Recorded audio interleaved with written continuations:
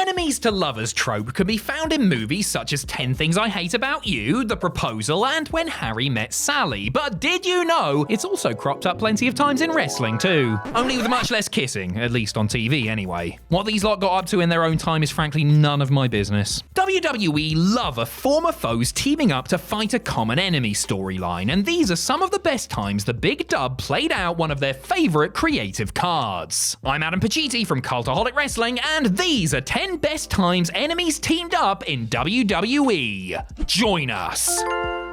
But first, when you need the best possible protection, who do you turn to? Brock Lesnar? Brock Lesnar? Haku? Haku? Maybe get Bradshaw and Farouk out of retirement. AP? Nay! Don't be daft. If you want the best possible protection out there, then your choice should be none other than NordVPN. Cheers to Nord for sponsoring this video. We at Cultaholic truly believe that Nord is the best service of its kind. So here is how I use Nord. Obviously, I live in the United Kingdom, but with NordVPN, I can set myself to be anywhere in the world virtually and access content from those regions. So this means if I fancied it, I could set myself to be somewhere else in the world virtually and sign up for a certain sports entertainment network for a fraction of the price. Or if I happen to live in the United States, I could sign up for that sports entertainment network, even though it doesn't properly exist as it did in the United States before. So you can get all of the premium live events, the weekly shows, the historical stuff, all of that for a fraction of the price. Oh, and it works for plenty of other on-demand services too.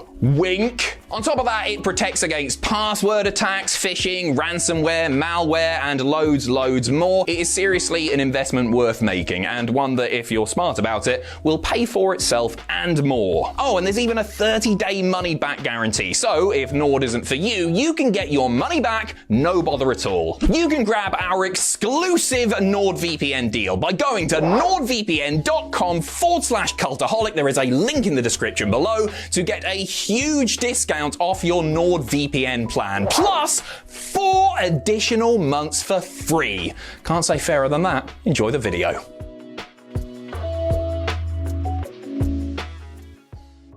Number 10, Cody Rhodes and Jey Uso. Would you look at that? A rather recent example of this exact situation. It's almost as if we planned it. At WrestleMania 39 in April 2023, Cody Rhodes lost his main event world title match against Roman Reigns, thanks in part to interference from Jey Uso. Then at Fastlane, just 6 months later, he and the former Bloodline member unseated the Judgment Day to become undisputed WWE Tag Team Champions. Be careful you don't get whiplash from that plot swerve. Of course, Jey had gone on his own journey since Mania, eventually turning his back on Reigns and his family and almost winning that same world title at SummerSlam, were it not for a run-in from his brother Jimmy that we're all still kind of waiting to pay off. Considering how at each other's throats Rhodes and the Bloodline were towards the start of the year, it is crazy that the grandson of a plumber and the son of a Rikishi not only teamed up, but went on to win gold. Well, for a bit anyway. Also, Jey Uso, Drew McIntyre, Ted DiBiase Jr., Hardcore Holly, Goldust. Does Cody have the most eclectic group of tag team championship winning partners ever? Number 9, Matt Hardy and MVP.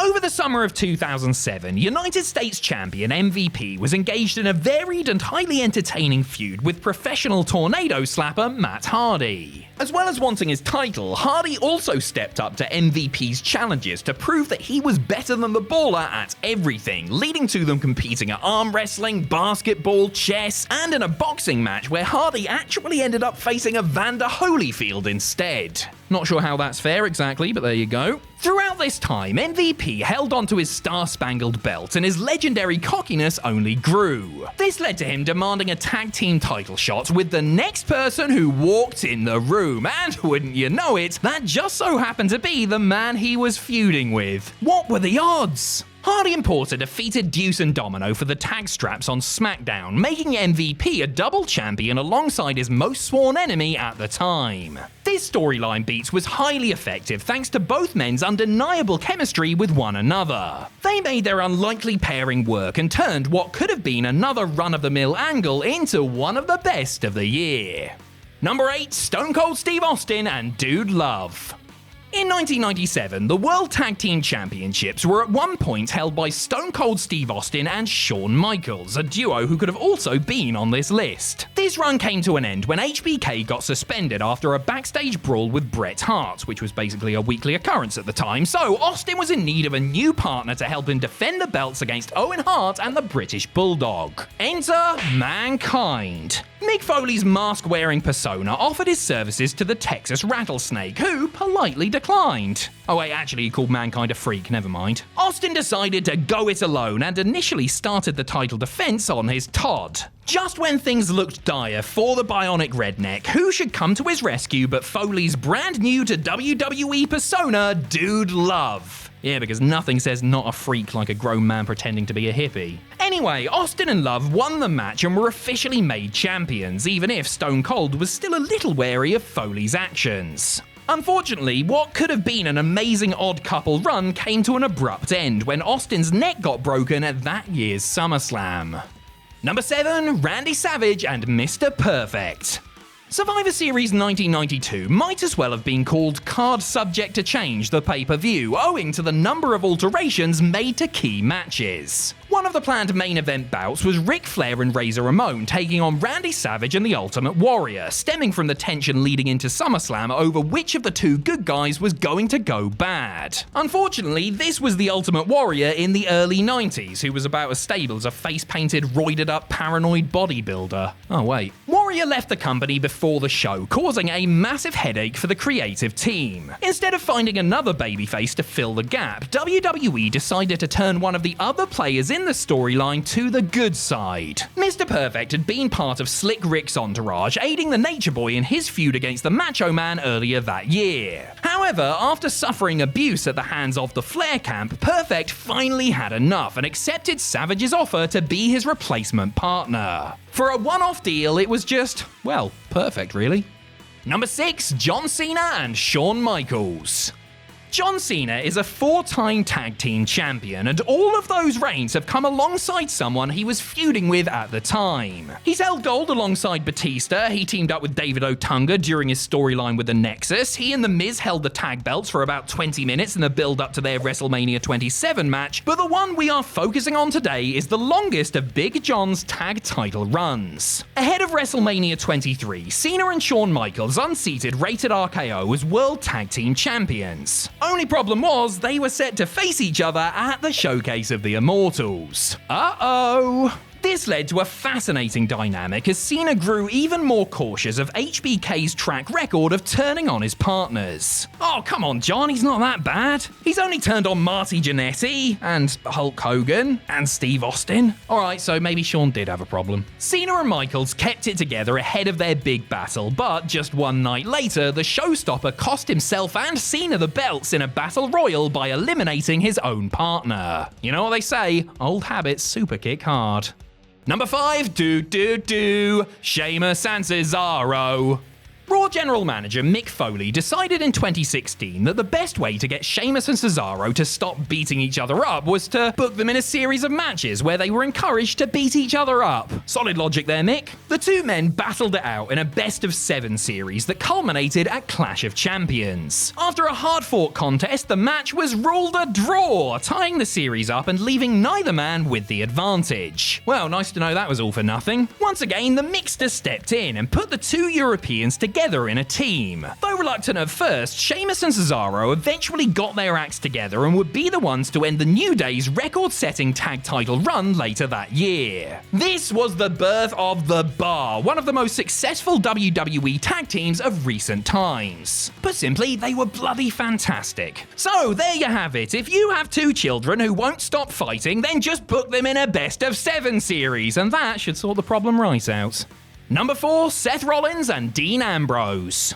Seth Rollins, Roman Reigns and Dean Ambrose had just come off the back of 2 star-making matches against Evolution in 2014, with the stable of upstarts being victorious over the legends on both occasions. Now, the Shield were free to go on a dominant babyface run, the likes of which... oh, wait, never mind. The breakup of the Shield sent shockwaves throughout WWE that we're still feeling to this day, and Seth's betrayal was easily one of the most shocking of the modern era. His subsequent singles feud with Ambrose helped establish both men on their own terms, and the former partners would continue to butt heads over the next several years until, in 2017, the unthinkable happened. Rollins Rollins had turned babyface earlier that year and attempted to make things right with his ex-buddy by saving him from various beatdowns. Ambrose initially gave a suitably surly reply, but he eventually folded and 2/3 of the band got back together for a tag title match at SummerSlam. And they never broke up again. Oh, hang on, this time it's Ambrose who's turned heel. Boys, eh?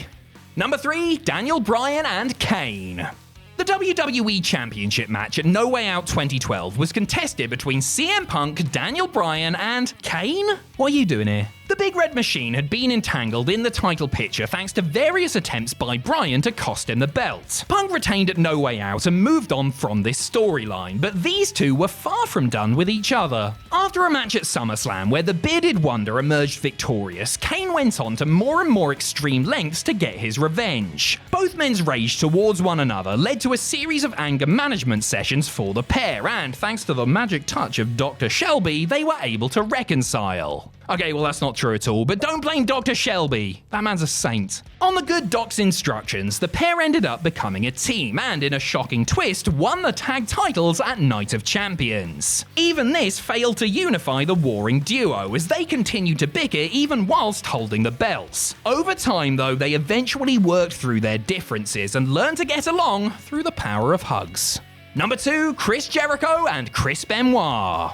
In a time period that was full of great rivalries, one of the most outstanding feuds of the Attitude Era was between two Chris's, Jericho and Benoit. The pair first crossed paths on pay-per-view at WrestleMania 2000, when they were part of the Double Fall Eurocontinental Championship match alongside Kurt Angle. They met at SummerSlam later that year in another acclaimed bout and would then have one of the greatest ladder matches of all time at the 2001 Royal Rumble. It looked as if these two would be enemies forever, but if one thing can bring together two foes, it's a bald man from Texas and a bloke with a sledgehammer fetish. Steve Austin and Triple H had won the World Tag Team Championships at Backlash 2001, giving the fabled two-man power trip all of the gold in WWE. On the May 21st episode of Raw, the two Canadians battled the power trip in one of the greatest main events in the history of the show, winning the tag titles and destroying Triple H's quad in the process. This was a partnership over a year in the making, but it was well worth the wait.